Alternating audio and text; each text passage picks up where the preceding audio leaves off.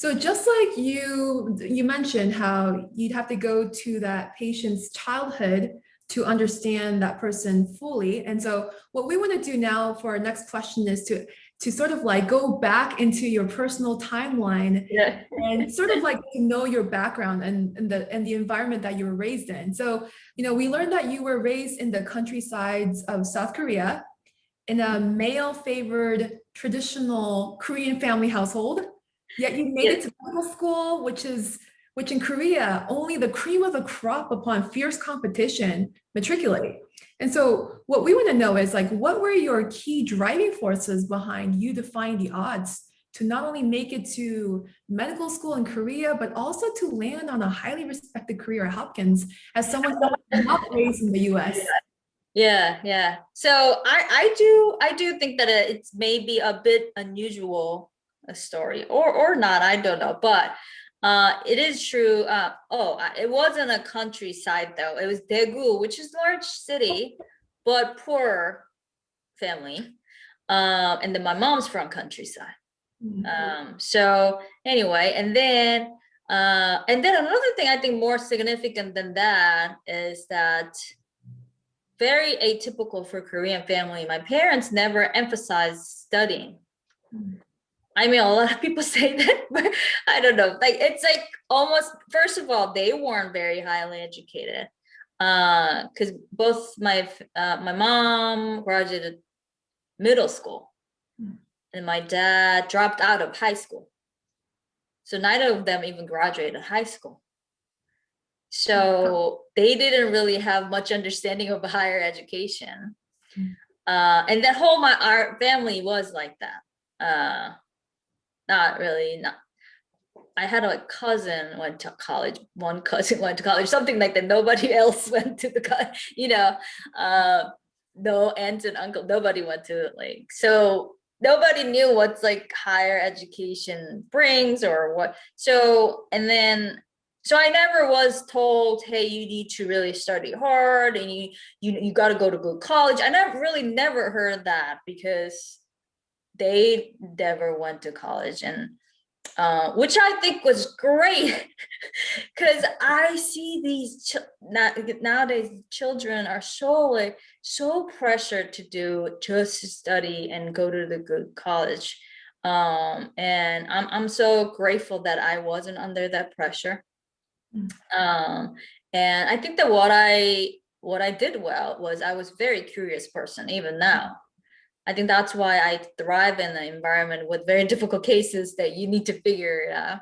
I still have a huge curiosity, intellectual curiosity. So, I like reading, I like to figure it out, things like that. But, and so and then I was interested in science. I said in somewhere else that I actually wanted to be a scientist. From the young age, I just thought that was really cool, like, this science experiment. I actually, when I was up to like middle school, probably not high school, but up to middle school and elementary school, the place that I always hang out was when we called 과학실. It's like a science room, like you have all this like, cylinders and things, and then like all big stuff there. That was my playground. I was fascinated by them. So I wanted to be a scientist, but with a lot of illnesses in the family, like really, like I had a lot of people ill growing up, and my dad got really sick and all these things. Like I kind of switched to medicine and thinking that medicine is also science. Medicine is a science.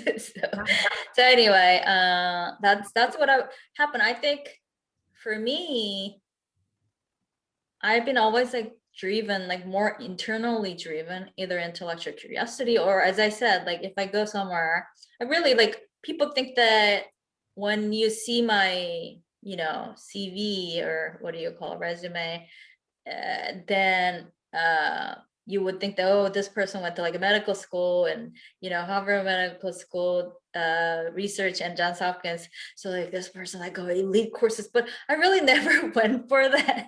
I said it in another interview. I applied for like 8 different research labs, and I got only one interview, that was Harvard. And I didn't really apply for Hopkins. I never thought that I wanted to go Hopkins or Harvard. I really never had that thought. After interviewing multiple places, as I said, when I went to like Kennedy Krieger, that was really, I really liked it. And then, yeah, all the Kennedy Krieger faculty, the doctors are Johns Hopkins faculty. Yeah. So, Yeah. you know, yeah, I mean, like people would agree that a person born and raised in the US would have a higher chance to become a STEM faculty at Hopkins. I mean, do you think you were at a disadvantage in pursuing this path? I mean, what are some of the challenges and discriminations you faced to reach your current position? Right. I don't actually know, because medical might be a little bit different. As I said, it's actually like it's a service industry. Mhm. Like you got to serve the patients first and foremost. So I think medical fields, foreign doctors are relatively speaking well accepted, I think. So I don't think I particularly was discriminated. Anything I can think is that maybe it's not a overt issue, but more subconscious level, that I think that maybe promotion or raise, those things can be a little more challenged, just subtle, unconscious possible bias. But in terms of a, who knows, if I had lots of competition, it could have been. When I was applying, Johns Hopkins Kennedy Krieger had 2 spots open. So there was competition. Yes, I know that, right? Actually, there was competition, but yeah, I got it. I got it.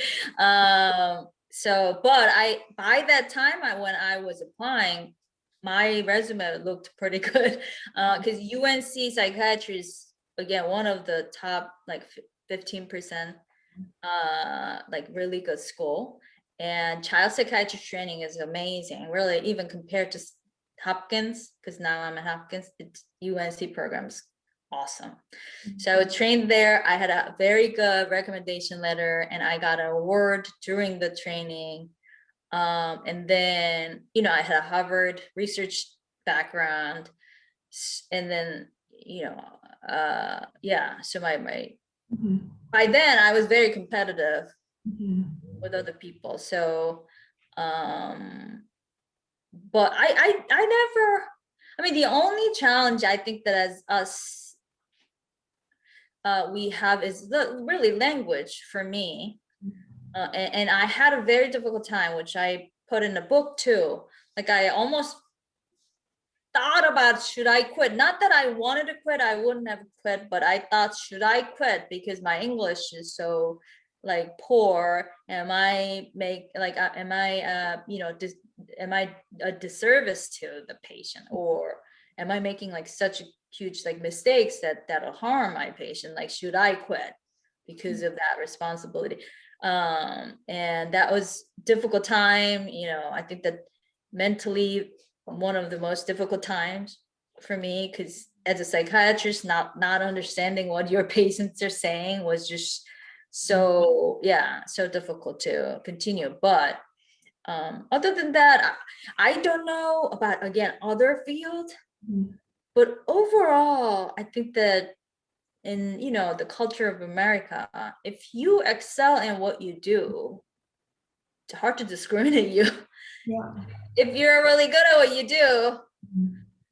So I think that the best way to overcome is just really do well what you do. However, to do that, I think that you need to go the route that you like and you are good at it. Because if you go some route for other reasons, it's very difficult to be good, excellent in that, and also enjoy that process, or endure it until you get the results.